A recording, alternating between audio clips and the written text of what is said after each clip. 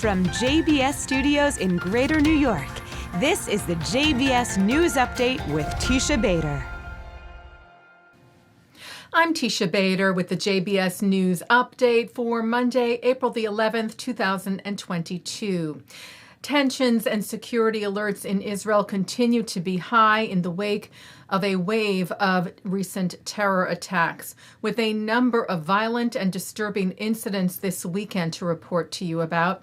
On Saturday night, some 100 rioting Palestinians broke into the holy site of Joseph's tomb near Nablus in the West Bank, smashing objects inside the site, which is holy to Jews, Christians, and Muslims, and set rooms on fire. They were ultimately dispersed by Palestinian security forces. Israeli Prime Minister Naftali Bennett told his cabinet meeting Sunday of the incident, "I have seen the shocking pictures. We will not tolerate such an attack on a place that is holy for us on the eve of Passover and will reach the rioters. Of course," he said, "we will see to the rebuilding of what has been destroyed, just as we always do." Defense Minister Benny Gantz called the vandalism a serious violation of the freedom of worship. Last night, several members of the Bratslav Hasidic sect tried to enter the tomb, they said, to help repair the damage. They were shot at. 2 members were injured. It is unclear where the shooting came from. Jews are not allowed entry to Joseph's tomb without prior authorization. The 2 injured men and the rest of their group reached an IDF checkpoint where they were given first aid and taken to the hospital. The IDF is investigating. Joseph's tomb, by the way, is under the control of the Palestinian Authority, and the governor of Nablus, Ibrahim Ramadan, said that his government would restore and repair the damage.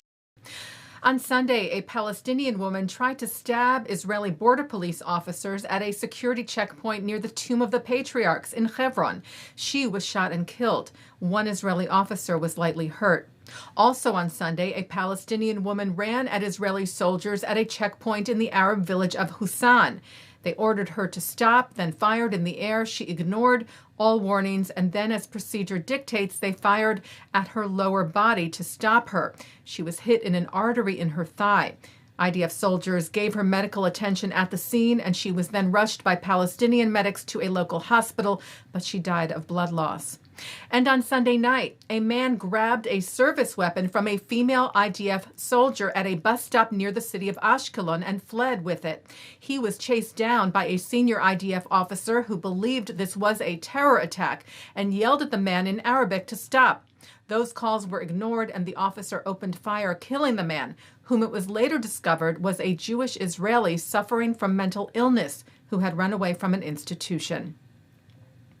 Well, police in Lakewood, New Jersey, arrested a suspect in a series of violent attacks Friday night. The suspect was charged with attempted murder, carjacking, and bias intimidation for carjacking a vehicle while assaulting its driver, hitting a reported 3 people with the vehicle, all of whom said to be Orthodox Jewish men, one of whom he also stabbed. That victim was taken to the hospital in critical condition. The Anti-Defamation League said the suspect is also said to have made anti-Semitic remarks upon arrest. ADL New York, New Jersey Regional Director Scott Richmond said more needs to be done proactively to prevent violence against the Jewish community, and in particular, visibly identifiable Jews in Ocean County and across our region. We recommit ourselves and our organization to working with government, educational institutions, interfaith and intergroup partners, and law enforcement in order to achieve this goal. Israel's Foreign Minister Yair Lapid announced today the appointment of Israel's first ever special envoy for combating anti-Semitism and the delegitimization of Israel. Israeli-American actress, producer, author, and Israel advocate Noah Tishby. Noah is the new special envoy of the State of Israel to fight anti-Semitism and the delegitimization of the State of Israel. Thank you, Noah. Welcome aboard. Thank you so much. I'm honored to take this position. Anti-Zionism and anti-Semitism are one and the same. Anti-Semitism is on the rise, and I'm thrilled to be able to lend my voice to this very worthy fight. Tishby, who was born in Israel and now splits her time between Israel and Los Angeles, will act, the ministry said, on its behalf to spearhead initiatives worldwide before key audiences, generate an international dialogue, and respond to acts of anti-Semitism.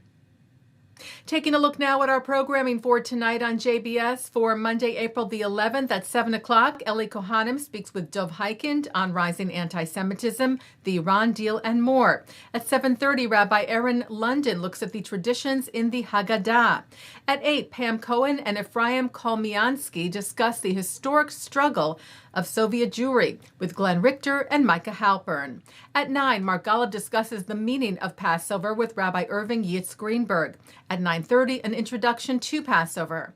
At 10, remarks from the late Rabbi Adin Steinsaltz at the 92nd Street Y. And coming up next, I speak with former Israeli ambassador to the US Michael Oren, who says why he thinks Israel is not doing enough for Ukraine. And then with CEO of the Jewish Federations of North America, Eric Fingerhut, who talks about his recent aid missions to Ukraine and efforts to help refugees. And that's the JBS News Update for Monday, April the 11th, 2022. I'm Teisha Bader. Stay healthy, stay well.